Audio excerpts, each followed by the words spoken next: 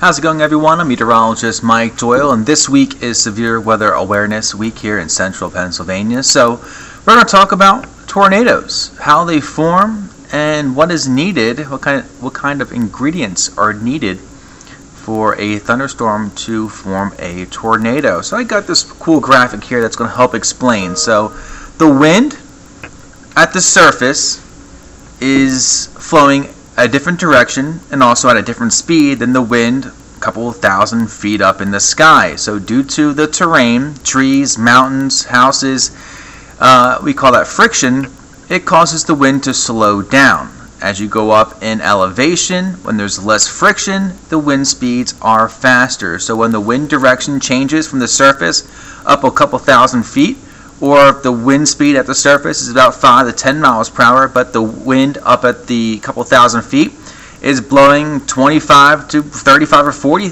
miles per hour, that's what we call wind shear, the change of direction and speed from the wind at the surface up to where clouds and or thunderstorms are. That's what we call wind shear.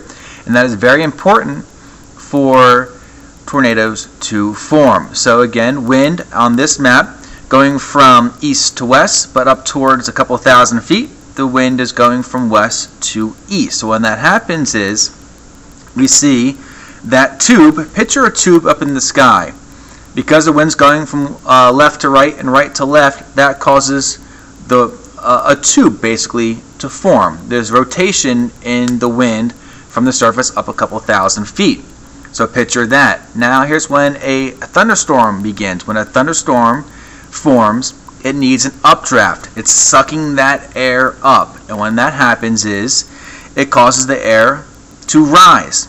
Rising that air allows that horizontal tube of that rotating air to rise with it, and the stronger that uplift is, the updraft is, the faster that horizontal tube becomes vertical.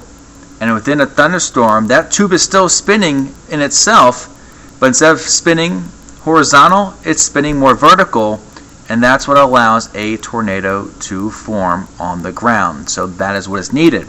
Wind shear from the winds from the surface up a couple thousand feet, and also an updraft within the thunderstorm to allow that horizontal tube of air that's spinning to become more vertical. That allows that tornado to form underneath a thunderstorm. So that's how a thunderstorm is formed.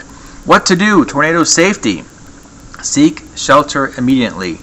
Go to a basement or the most inner part of your house. Stay away from windows, and because with flying debris and strong enough wind, that window can break and cut you up pretty bad when that glass breaks.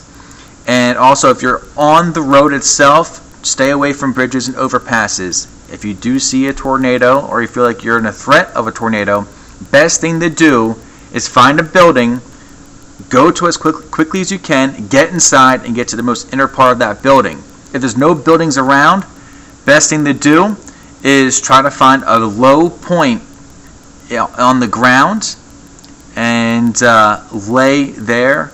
Or if you really have no other choice, you can stay in your car. A lot of cars these days have some great safety tech with it, so that should help save your life. But the best thing to do is not stay in your car and find a building close to you. So that's your tornado safety talk, and also how tornadoes are formed.